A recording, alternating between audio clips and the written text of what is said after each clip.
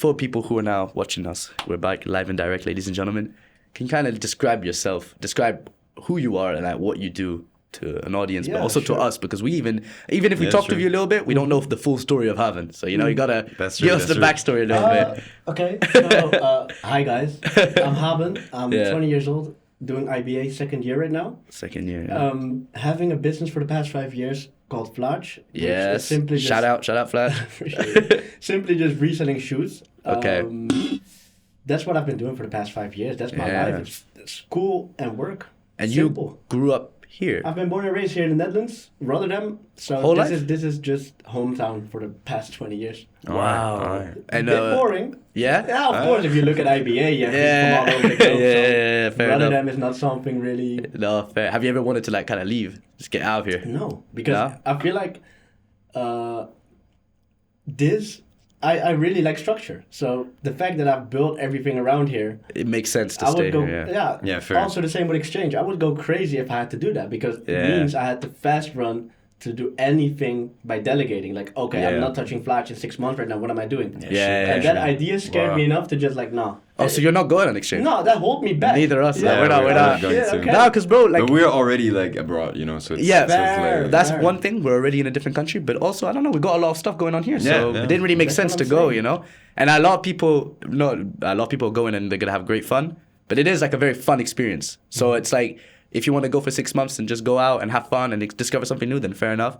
But I don't know. I feel like if you want to be consistent, before, like on a project or something, I feel like it's the worst, bro. But at the same time, as you guys just said, you guys are already on exchange, like for the past 2 years. Yeah, bro. I swear to God, it is like it's such a even now. Even if it's been 2 years, I still discover new things every day because I'm in a different country, having to communicate with people who don't always speak English. But to be fair, respect to the people in Netherlands, you guys speak very good English, but. Yeah. Like it's not like we were in in France. If you don't speak French, bro. Oh my lord, bro, it's so bad. But yeah, man. But getting into maybe more like what FLAATCH is. Okay.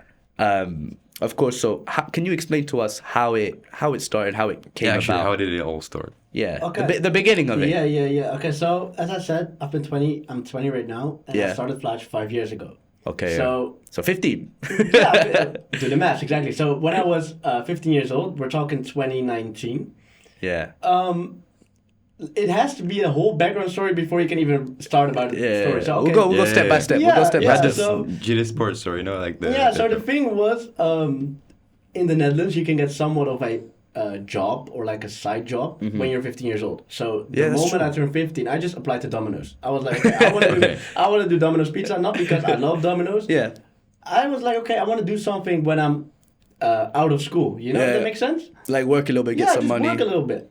And I realized very quickly, not at the time, but I realized like very quickly, okay, I don't like Domino's. And the first time I said that, I blamed it on Domino's. Like, it's something with Domino's. Yeah. So I did something else. I went to Albertijn. Yeah. I quit that in like 8 weeks. Okay, I don't like Albertijn. I'm like, okay, what's happening over here? You know, if that makes sense? Yeah. So at a certain point in time, you can also not point the finger to somebody else. No, 100%. So you're telling yourself, okay, Domino's, Albertijn. Okay, let's try third time is a charm, if that makes sense. So I went to some restaurant. I did like serving. Okay.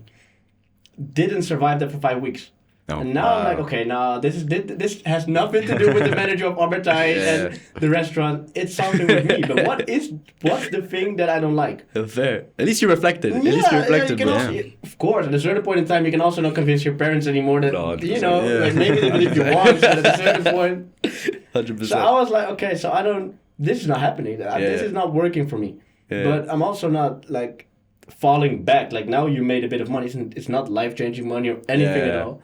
But you cannot tell yourself like, okay, I wanted to do these side jobs because I wanted to have something going on after school. Yeah. And the moment you don't like the side jobs, you stop doing that. Now we have to have a replacement for that. Fair. And that's also when I was thinking, okay, it just came at a certain point. I feel like it was a holy day. Yeah. So I was holy day. Just like an amazing day. My bad. So I was just on Instagram and I saw this post like, hey, these shoes are dropping, these Yeezys, they will be dropping this weekend in the city center, like at JD Sports or something. Yeah.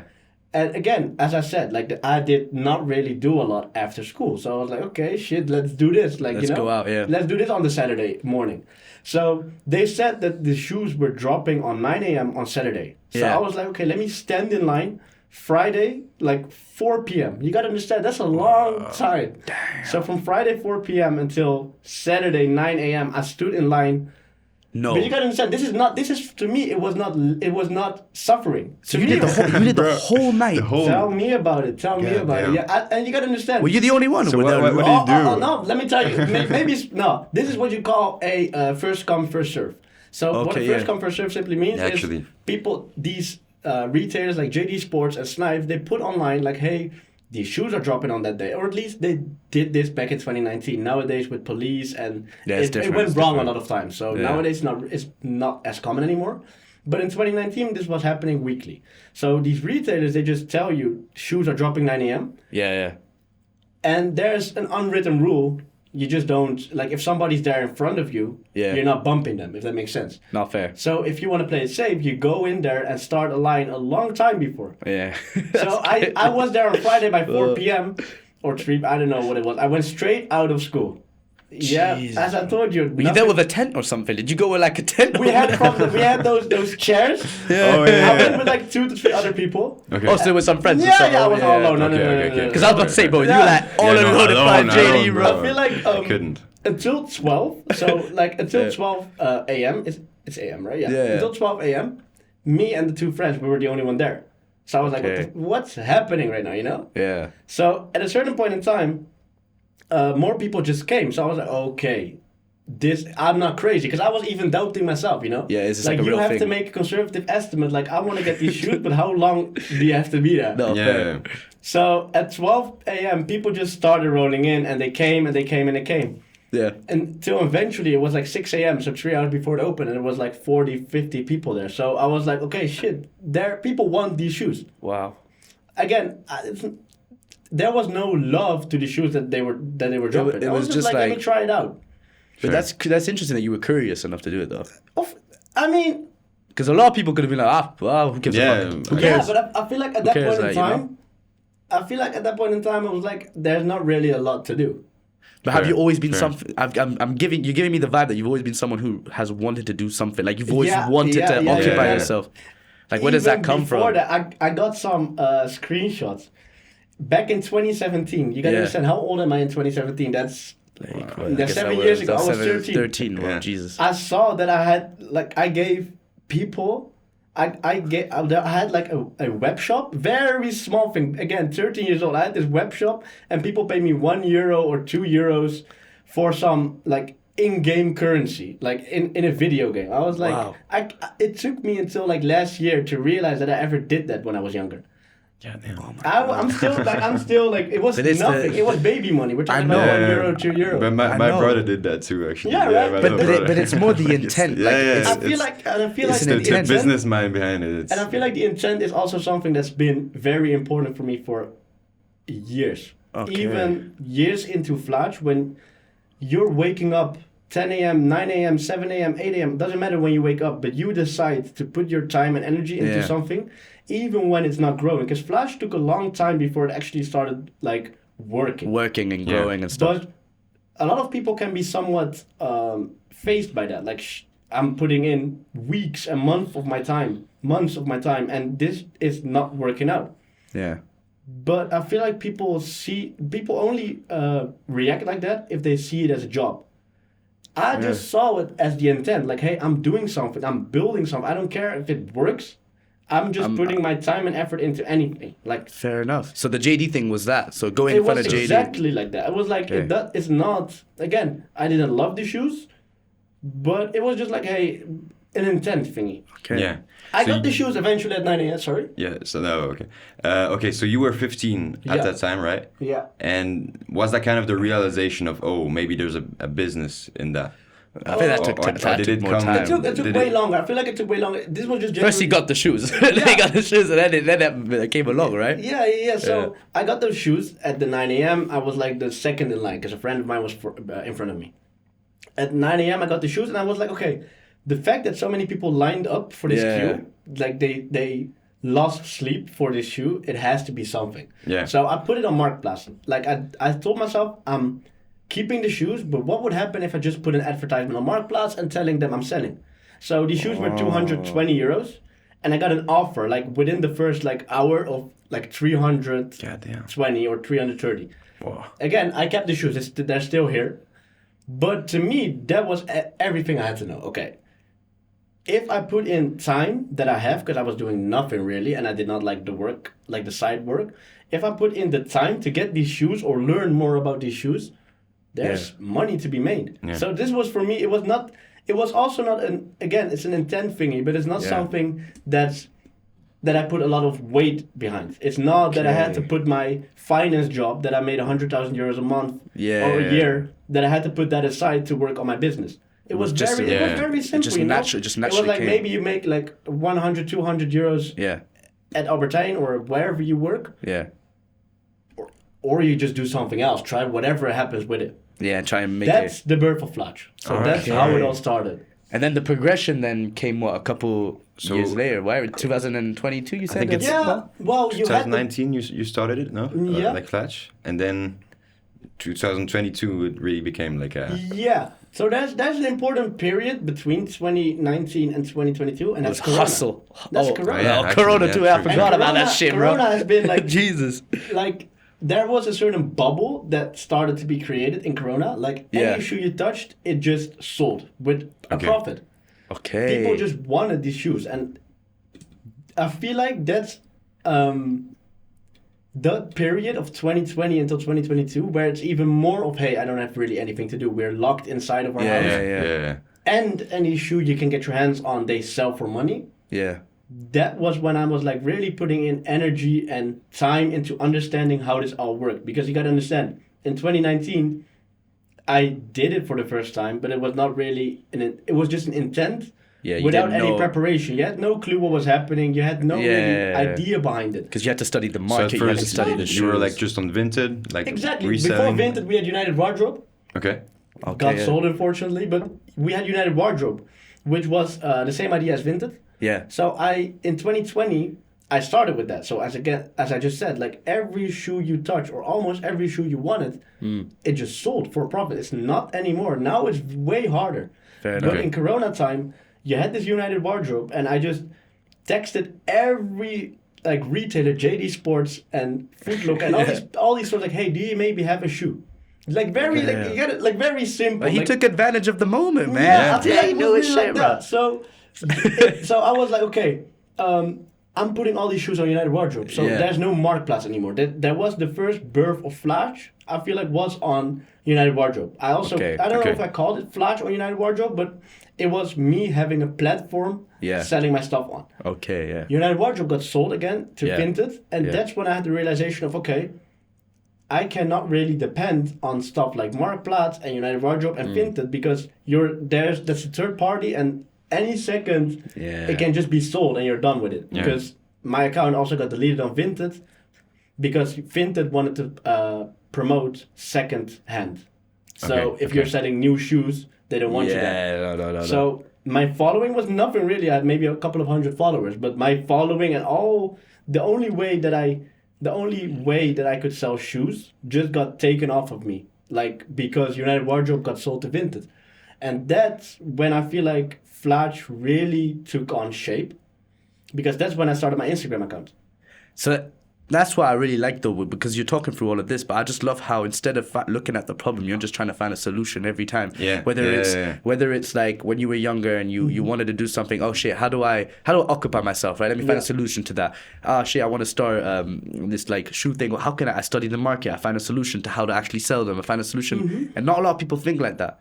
A lot of people they look at the problem, but they like don't. A lot of people would have been lazy, like, I don't know, with that United Wardrobe, right? Yeah, United Wardrobe. They would have probably like stopped it. They would be like, "Fuck this!" Like, it doesn't work anymore. The thing is, it's a rare thing to have. That's what I'm saying. It's like the mindset. I feel like what FLAATCH also, FLAATCH came at a perfect time, because as I just said, before FLAATCH, you went to school and after school you hanged out or whatever. And I feel like FLAATCH, even if it was still a hobby with no really a lot of money being made, I was like, okay, now I created something myself and I can put as many or as little hours I want in it. There's nobody telling me how to do this. Nobody telling me what the outcome could be. The only variable is the input you put in yourself. Fair. I feel like that I just got obsessed with that. Like the idea behind me putting in effort into something. And my dad, till this day, my dad says like FLAATCH is the creation of yours. It's the baby you made. It's still like that, you know. Like, big up pops, big up pops. Yeah. My mom and dad, they've been supporting me from the start.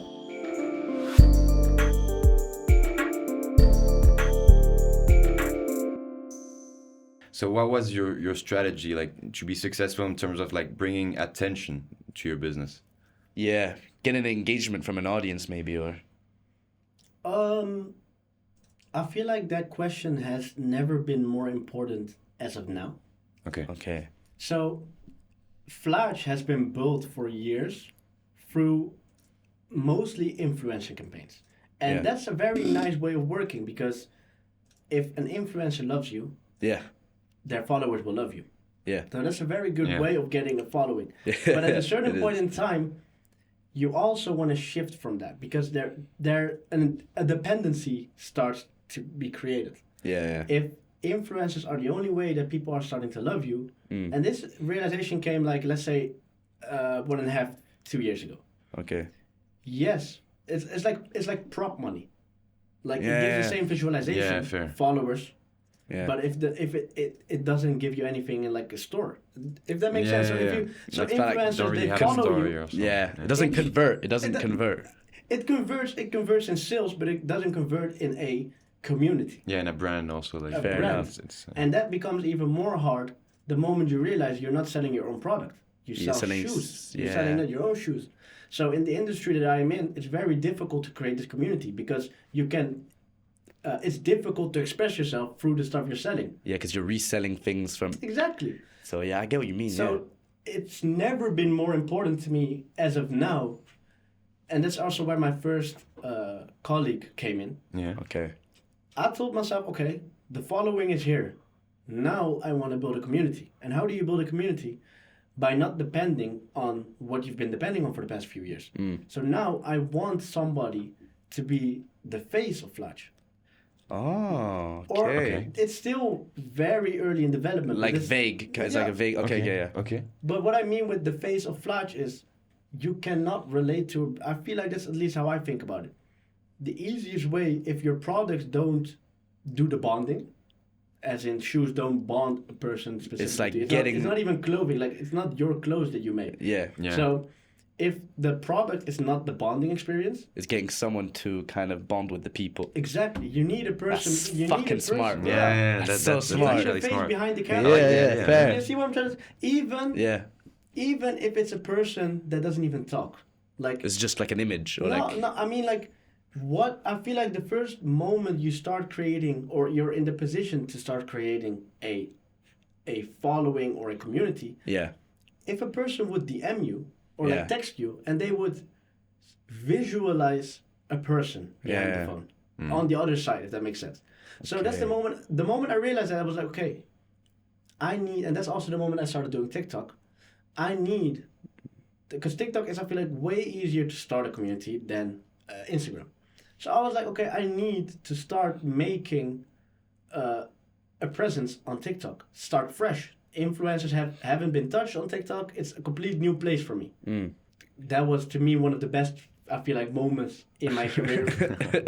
A friend of mine, I got in contact through a friend of mine with an amazing person, and she said like, hey, I used to do like somewhat of branded content, branded videos, like what a UGC content creator is right now. She has some experience with that. I'm like, okay, that's a perfect match. I'm looking for somebody to become, not even again the face, but build the foundation for this face. Build content which is not relied upon other influencers. Build content which is actually somebody wants to see more of this. Yeah, like a consistent persona, kind of like. Consistent persona, I feel like.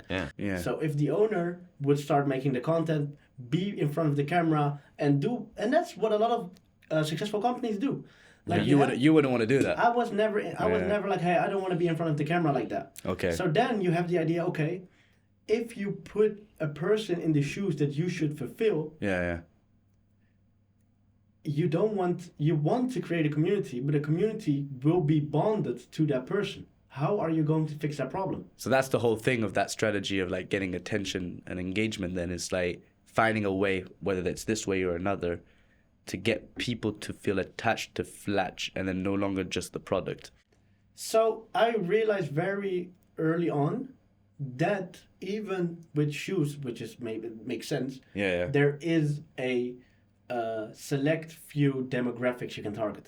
You can target boys, you can target females, you can target both of them. Yeah. You can target a bit more like mature, like with a bit more expensive shoes. Yeah, like maybe for older people who have more money or stuff exactly, like that. Like a 15-year-old person is not the kind of person to spend €1,000 on shoes. Okay. And what community responds best to FLAATCH then? Like what target audience does? Females, definitely. Okay. And a bit younger. And why younger? Fair. Because I always told myself I could not be the ideal follower of FLAATCH. Yeah. Why? I am very... I don't repost stuff. Like, if I would do a giveaway, I would not, unless I can win a car or something like that. I'm not reposting it on my story, if that makes sense. But if you get and that's not... That's the thing for females and guys. Yeah. But I'm talking more mature. People most likely don't want to just simply share anything like that. No, which is understandable. But if you want to have a giveaway that performs well, you need people to share it. So I was like, okay, who would share that? And then a friend of mine told me, like, hey, my younger sister would. Yeah. Bingo to me. And that makes sense. That's actually smart. So to go around it, you just basically thought, okay, who's an audience I can easily target, get to feel now I you're wouldn't say easily target, but the best. Untouched yet. Okay. Unfocused yet. Okay. And that just kind of, you thought about that procedure, and then now you're thinking of, okay, how do I get these people to really love FLAATCH in more of a general way? So my audience, they like the Adidas Compass, the Adidas, like they like a certain type of shoe. Yeah. And if you look at my socials, I went all in on that. We saw it. Whereas just reselling Nikes also, but I thought you were only reselling exactly. That's what I'm saying. Like I maybe have leaned a lot, like maybe a bit too much. Because why? You realized, at least I realized a year ago. Okay, these shoes they work. Yeah, they do. They're work. Everywhere. They're everywhere. And that I feel like I told you about the gut feeling. Yeah. And I said that I really trust my gut. So the moment I saw that these shoes worked, and for some reason my gut also said like, "Hey, run with this." Yeah. I like embodied that shoe. So even if you just look up Adidas Compass right now, there's a high chance that one of the videos of my colleague on TikTok just pop up one of the first, because you put, or what I always wanted, what I said a year ago is, when people think about the Adidas Compass here in the Netherlands, I want them to think about FLAATCH, because I've seen... Oh, so your brand was kind of an ambassador like for the specific shoe, or you really, were trying like, to get this idea around it, like it feels like that. FLAATCH equals. No, I feel like campus. Like between a year ago, I mean like between like 2 years ago and a year ago, there was not really a shoe as dominant as what the Adidas Compass has become a year ago. So I was like, okay, I find this shoe beautiful. Guys and females can wear this. It's not focused into it's anybody can wear this. Yeah, and getting that thing. But is that something that you would like for someone who's watching who wants to try and get into, I don't know, a business or selling something, a product? What is the best advice in terms of that strategy that you could give to someone who's watching and who's thinking maybe, I want to be the new type of FLAATCH in their own domain? Bring like attention to their business. Yeah. How do they get an engagement? How do they get a following? How do people create a community? Because you just said all these things, but what's the best way to go about it? Or your advice? Yeah, advice. I feel like it's a big question. I feel like if I look back at the past 5 years of FLAATCH, the thing that kept it surviving is me always reflecting. And what I mean with that is I need a unique selling point. I need to be doing something which very few around me do. And if it's influencers or if it's giveaways, it doesn't matter. But I need to do something, and I need to do it before everybody jumps on it. So it's like thinking ahead of the game, kind of. So coming back to what advice could I give? If you find this unique selling point and you realize, okay, you can never be first mover. Like you can, but it's rare. It's very rare. But if you're one of the first, try to outcompete anybody as quickly as possible. So what I mean with, I realize, okay, these Adidas Compass, they are selling, or people like them. They really like this shoe. And I see all my competitors not really pushing it. So I'm like, they're not aware of it just yet. Not fair. Okay. They're being proactive. I texted my colleague. I told her, because that's when she just started with FLAATCH. I texted her, I'm going to send you all the colorways I have, and you're going to make as much content as possible with this shoe. Yeah. So by the time that my competitors realize the potential of this shoe, you're already ahead of them. Nah, that's smart. That's smart. I think that is good advice for people, because like it's all about thinking ahead, and it's thinking like a unique selling point, whatever you're doing, whether it's outside of just shoes, whether that's in any industry. You gotta be unique in your own way, right? But at the same time, there's also the last part of that whole advice is you have to realize when the boat is sinking. Really. Because I feel like that's a good one. The strongest part of at least what I've been doing. So when I just said, the moment that this shoe that I'm putting all my brand image towards doesn't sell anymore, if I get surprised by that, it's game over. Yeah, it's as simple as that. If I push this shoe to the point that it's not selling anymore, and then I'm like, okay, let me do something else. You start all the way from the back. Yeah, it can take a long time before the new Adidas Compass comes. Yeah. So if I want to keep all these followers, and if I want to keep being people, like relevant, I need these people to follow me, Joe Rogan. I need the people to follow me because of me. It makes sense. I see what you mean. It's the same. So you with, need a persona. It's the same with us. Like, like in a podcast or whatever. Like, people could watch your content, like we were talking just before. But why would they want to watch it the most? Is because of a persona, or because they like the way we talk with people, or because we're able to engage with people in a way that people like, whatever it is. It's like the relevance and the relevance and relationship. It's about building that community around what you have, around your brand, right? So the same with FLAATCH. It's about building a community around FLAATCH. And then I think in any like business what you do, you got to build a community around what you're trying to sell, around you, that people like you, and then your product comes after that. Yeah. So like if we bring on somebody, they're watching it for the person, but also because they love us. Like it makes sense. Like it's like half, you know? Yeah. So I get it. Like, look, you can never sell a FLAATCH shoe. Also, you can never sell a shoe that somebody doesn't like. Well, that also, that's true. Course, right? What you just said, like, if you don't bring anybody interesting into the podcast, no one's gonna watch. It's difficult for somebody, even if they love you. People are not. Even if I'm successful in building a strong community, if I don't sell a shoe that people like, it doesn't matter. Yeah, no, but it doesn't. It's very important to also realize that if you are the person that people think about, I want new shoes. That's what I'm trying to do. Yeah, that's great. That's great. Because then you could start getting more mainstream and becoming more like, you're kind of becoming like this actual, you could basically become a store in a way where people are looking at you for the different products you have. Because, like for example, you take the example of JD, right? JD usually sell a lot of different types of stuff that are not JD, right? They sell Nike, they sell whatever. But people like JD because they found some sort of identity or connection with JD and what they sell, but also the representation of JD. What does JD represent? They represent basically street clothes in a way, or like a certain young people, young people really vibe with it. It can also be at the same time. So. If JD and Foot Locker sell the same clothes, but a year ago, JD Sports pushed the Air Force One, and I was looking for the Air Force One. And I bought the Air Force One at JD Sports, and I had a good experience with them. Yeah. Even if Foot Locker and JD Sports, they sell the same stuff, I'm going to JD. Yeah. JD Sports went into a deal with Bugsy Malone, and he has his own like shoes and everything in JD Sports. That's enough of a unique selling point for some people, because if I like Bugsy Malone, then you're gonna go. Yeah, if I need the same clothing as what Foot Locker has. But like JD play on that. They play on like the Central Seas. They got hair. They play on like the rappers and the more like rappers, singers, whatever, influencers. And I think that's something like, and that it's unique in their way. It's like you create a branding like that. So I feel like influencers are also a very good way to create that image. The way I just gave you like fitness influencers. That's a niche you can target. Yeah, definitely. You can also target I don't know, like vloggers, or you know what I mean, like people that do vlogs. It's just you can have a unique selling point by the way you put your influencers to work.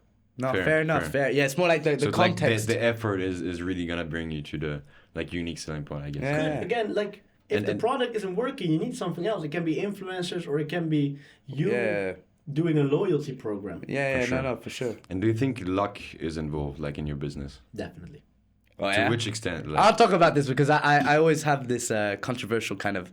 I don't know. I feel like there is luck, but I feel like you create your luck. You know what the best quote like about is there luck? is? Yeah, go on. Give me it. Luck favors the prepared.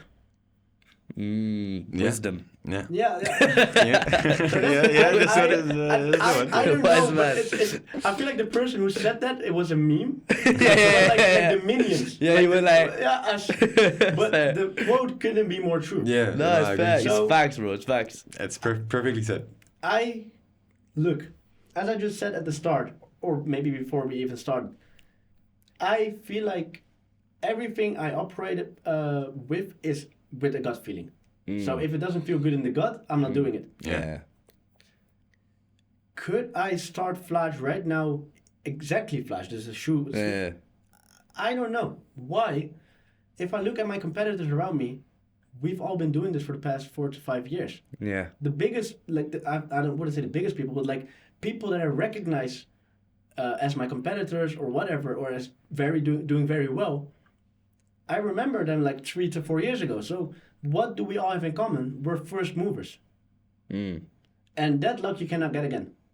Yeah. Like the entry has the entry barrier has become way higher by now. I'm not trying to get people to join, if that makes sense. No, 100%. But then you came prepared. So is it luck?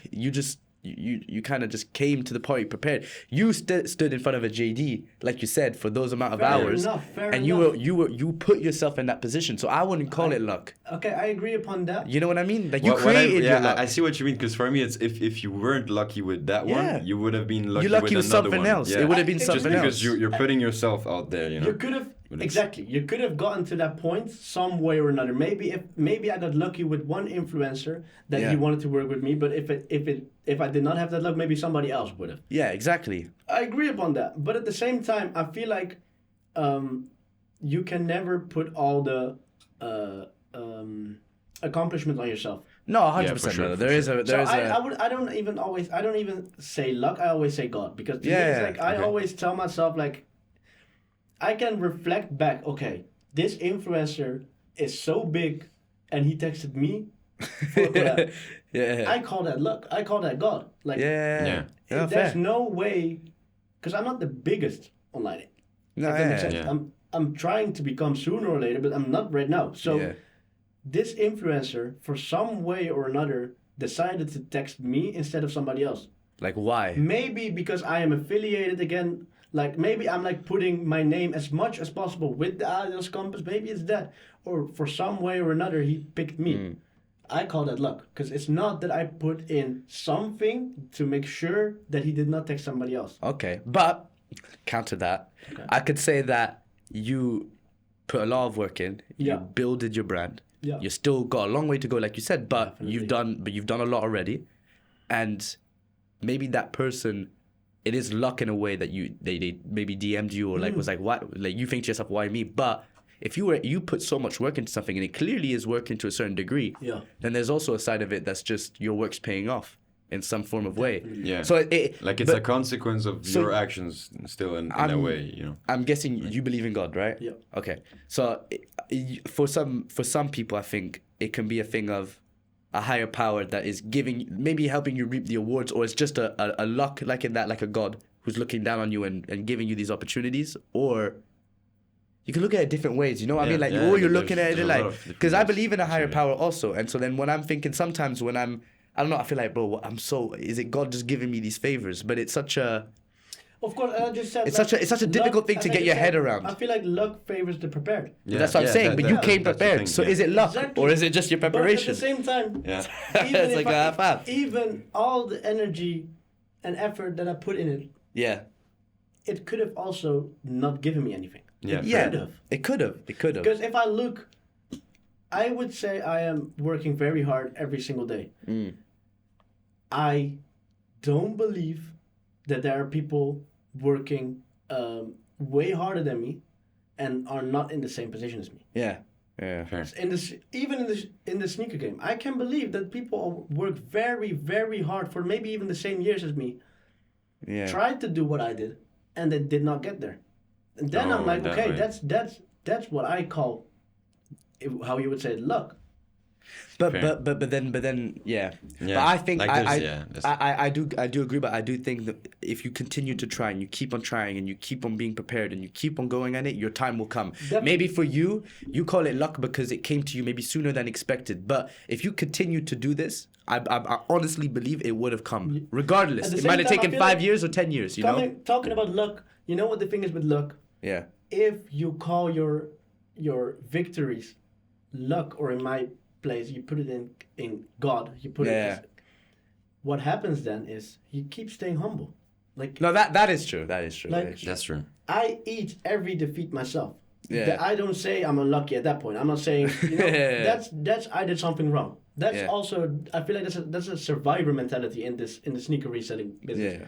As you just said with United Wardrobe, if you see an obstacle or like a defeat, and you don't put it on yourself and try to make up for it, solution. Yeah. then you're a problem.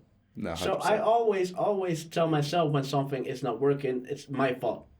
Well, fair. But if I then, which can be logical to a lot of people, but if I then have a good victory and I tell myself, yeah, I did that myself, I can also start walking next to my shoes, if that's in English. I know what you're saying. That's a problem. And that's coming back to the Midas touch. Yeah. Like, I want to have the perception outwards that the stuff I do or the stuff I touch, it works. But if I believe in it myself, I also become less aware of when stuff goes wrong. Yeah. So if I tell myself everything I do is going perfect, I'll always make up for it. I've really liked this conversation, but for more of a, because we were talking about the professional side, but then also the I wanted to go to your future actually a bit. Yeah. Also, that's why I'm interesting because you have there's two sides of your business, kind of one side is very professional, and you're getting to it now, getting more like a proper company, and the other side is more like, as you said, a hobby. And I wanted to know will that clash in the future, because a bigger company for me, it's also meaning a bigger risk, bigger competition, and having to reinvent yourself. So is that something that will clash? Definitely. That people always have certain situations that I really would rather not think about for now and say that's something for tomorrow. I have that a lot, bro. And that's, I always said to myself, the moment that university starts, I'll stop with FLAATCH. Then stuff gets serious, And then I was like, okay, I can work on FLAATCH while being in university, so why not, Fair. And then especially at starting a year ago, the hobby part of FLAATCH became much more serious simply due to the fact that stuff started to work. And you know what happened at a certain moment? You realize that if you see stuff as a hobby, it also withholds you from a lot of stuff. Yeah. And no, it does. The strength of seeing stuff as a hobby, to really come back to it, if you see stuff as a hobby, nothing matters. Nothing. Again, it's only plus. Even at 18 years old or 19 years old, 18 mostly, I said to myself the same thing that I said to myself when I was 15. It was this or making a couple €100 a month with a job. So I like what I'm doing, I'm going to do that. That's perfect, because then defeats don't even hurt you in the slightest. Then defeats are a game. Yeah. And also, a defeat is not a game. You can take on that game whenever you want. You don't want to work on FLAATCH for a week? It doesn't matter. I always did because I loved it. But I never felt the pressure of me needing to do it. Yeah, responsibility. There's no responsibility, because nobody, as I said with chess, if I would have loved chess, my mom or my dad or even myself, nobody would tell me to do that. No, it's true. But as I said, around a year ago, I realized if I keep seeing this as a hobby, problems start to arise. Why? Because now you're not putting in the effort that needs to be done, because every business has plateaus. So every growth period ends with a plateau, and you either break through that plateau Yeah, to get you're something else. slowly declining again. Yeah. And plateau is always, in my head, it's innovation. That's so true. that's what hold me back at a certain point in time. A year ago, you started doing stuff that needs preparation. It needs time to develop. And that takes you more than seeing stuff as a hobby. I needed to say to myself, okay, this is a business from now on. But like prediction, give me a prediction. Like, what prediction? Where do you think in 5 years will be? Like, if you had to predict, like, actually, because like otherwise I feel like otherwise you're gonna be like, it depends XX. Just give me a prediction. Okay, if I give you just a plain prediction, I don't see myself. I do see myself within the next 5 years getting that gut feeling again. Okay. I feel like something will come on my path. Yeah. And do something else then maybe still on your own, or I delegate a lot from FLAATCH to somebody else because I don't want FLAATCH to die. As I said, my dad always tells me FLAATCH it's like your baby. It's my baby. It's your baby. So I will never see FLAATCH die if I don't have to. Yeah. But the moment, and I think that will happen in the next 5 years, otherwise something is becoming a problem. But I feel like in the next 5 years, that gut feeling will tell me like, hey, whatever is on my path at that point. Yeah. That's the next path of Haben. Fair enough.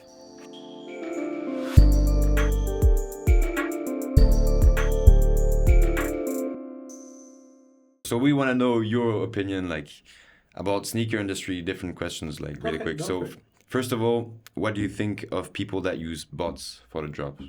Oh, it's very. That's a good one. Try like quick. Wow. We do like quick fire kind of quick fire. Beneficial for me. Beneficial? Okay. Yeah. So you don't condone it? I don't mind. Like to me, it's like people that use bots. What they do is they make shoes more hard for the normal people, which is of course messed up for the people that want to wear it. But to me, fair. Now they need a reseller. So actually, now I have a follow-up one. What do you think about the usual hate that kind of goes against some resellers, like retailers? Look, from what I've seen in America, it's very hard. Yeah. In the Netherlands, people don't really care. Yeah. But why is there that much hate?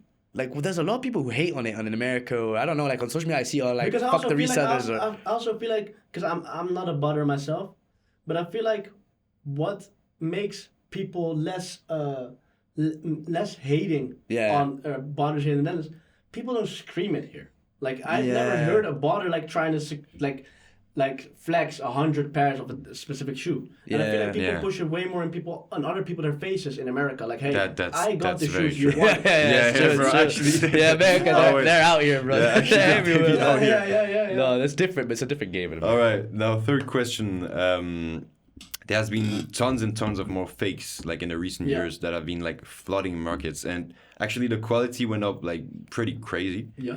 What do you think about it? You know what the problem is with fakes? But that's like, I don't care if people wear fakes. Yeah. To me, everybody has their own financial situation, you know? Fair. Yeah. To me, it's the intent. I'm a sneaker reseller. Yeah. You expect to buy real shoes from me. I'm giving you real shoes. Yeah. So that's how it works. That's it's just like selling like selling, I don't know, let's say you sell, I don't know, like let's say you sell like football. Cow, you sell cow meat. Yeah, fair enough. Yeah. If you expect cow meat, I'm giving you horse. Bro. You know, it's just what are we talking? It might be good. Fair. Look, but if you want, it's just like an honesty. Yeah, if you want fake shoes for whatever reason, you do you. I don't even look. I'm looking from it as my position. I'm not the end user. You know. Yeah. I know people that buy shoes from me, they expect real. So what am I giving them? Real. If there's somebody like me, a reseller, and people buy from him expecting real, and you're not giving real, then we're having a problem. That's what I mean. And you don't see it as a problem, like in your business, kind of like no, because people taking some. I feel like I have no clue, but I don't think that fake shoes, like. Looking at myself, I want real shoes. I don't think fake shoes, the idea behind fake shoes, I would never get attracted to it. However big fake shoes get. Because they are pretty big. Fair. But fake clothes and fake shoes are I feel like a lot of people have them. I'm not shouting at anybody, but I'm just saying. I might be wrong, but I don't see people changing their opinion about it. Yeah. Maybe they change the opinion about how they perceive other people doing it, but I don't. If you want real shoes, I don't know what has to happen for you to want fakes. Yeah, fair. How does it convert? Yeah, I don't know. I think it's just about the price. I don't see my customers. It's the money. I don't see my customers leaving me because they want fake shoes. No. Because the customers you have are therefore already prepared to afford for those shoes. They can afford the shoes. Yeah, also, I feel like your niche is also it's not that expensive that it's like, oh, I could never buy them. Exactly. That's why I'm also like, I am very far away from this whole situation because look, you have resellers very focused on high-end shoes. We're talking 700, like Travis 800. Scott, stuff like that. It's like it's also like the big luxury brands like fake LV, but then it makes Dior. sense because you can put like 100 euros on a fake and it's gonna be a Travis Scott like literally from the same it's the same shit. Honestly, but like if the average order I have is 170 euros, which is a lot of money. Don't get it twisted. Yeah. But if the average order value is 170 euros on my, in general for me, that's not money that you can say like, oh, I'd rather buy fakes. People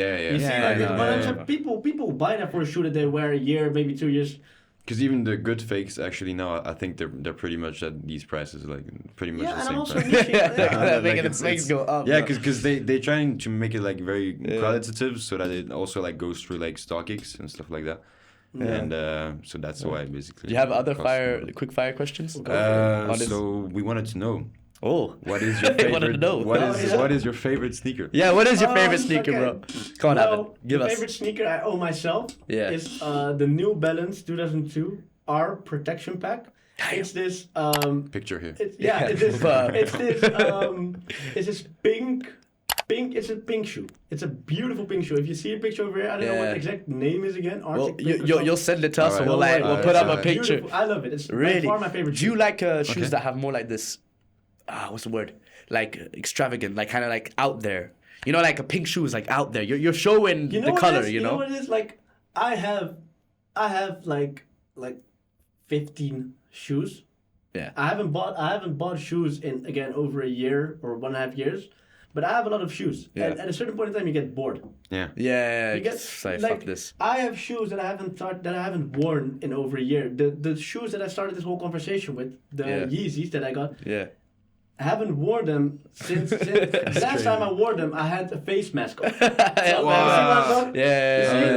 COVID times. Yeah. I swear to God. Yeah. So there are a lot of shoes that I wear. Simply because if I buy shoes now, I'm like, okay, I have my basics. I have white shoes, I have black shoes, I have slides. So if I buy a shoe right now, it needs to be a shoe that's like, wow. I want something that pops out to you. If it's purple, pink, if it has some kind of fur. I need to get to that level. Because I'm still working on the basics. I'm trying to like get up my. Shoe game, but also my fashion in general. I'm trying to, right now we're just like chilling. Okay, this is a very chill fit. But like in general, I'm just trying to. So like, for me, it's like trying to get the foundations good, and then you can kind of get the little. Then you play. Exactly. But we gotta get the foundations. Yeah, we're still in the basics. The foundation the struggle. Yeah, man. But we'll get there. You get 15 shoes. You know what also the thing is? Yeah. If you work so much. From your house or whatever. Yeah. You don't need. It's true. Exactly. I wear slides more than I wear shoes. Yo, bro, I wear slides all the time. Yeah, all the time. Bro. All the time. Yeah. But I'm out a lot because I don't work really from home anymore. So it's crazy. Like people actually in COVID would buy so much shoes, but they don't even go out of the house. Bro. It's also you can also take that back to the idea of people going on vacations and stuff like that. They can spend their money somehow. No, 100%. Yeah, bored people. And okay, so the pink shoe is your favorite. That's interesting. Is that your favorite of all time? It's the last I bought. So that's like a year. I don't know when it was, but it's in the last I bought. Okay. And why I like that shoe is because it's so like New Balances are amazing. On your feet. It's amazing. They do feel really good. Of all time. Yeah, but the quality's I don't know because my I bought some New Balances and after a month I had a hole in them. Oh shit! Randomly. You bought a size too small. Maybe, bro. I don't know. It was weird. It was like my favorite shoe of all time. Oh yeah, but didn't you play football or something with him? No, I think it was a dog, and my best friend's dog. Oh shit. My favorite shoe of all time. Or favorite shoe company maybe. Ooh, that's maybe a different one. No, that's Nike. Nike has okay, I started with Nike. Nike has my heart, bro. Nike has my heart, man. Yeah, bro. Nike's the one. I don't know for you. What do you think? Favorite shoe company? I don't know. This one is hard. Nike has to be the I one. want to say Nike, but honestly, no, bro. Because they have too much of like a monopoly. I feel like now I've seen it too much. You know, like it's but they're so always good. Yeah, but they're so good. Always, they're just so good. But honestly, probably Asics, I'd say, because I like the shit that they do, like the new shit. But it's only recently that they're really entering that game. Or Crocs. Shout out Daddy at the Crocs. He's on his Crocs, bro. Nah, I love that. Oh, I love that. Yeah. He's even matching them with the. I know, bro. Yeah. Hey, Daddy, come in the camera so people can see. There. People can see. Look, he's working there. He works for Crocs. He works for Crocs.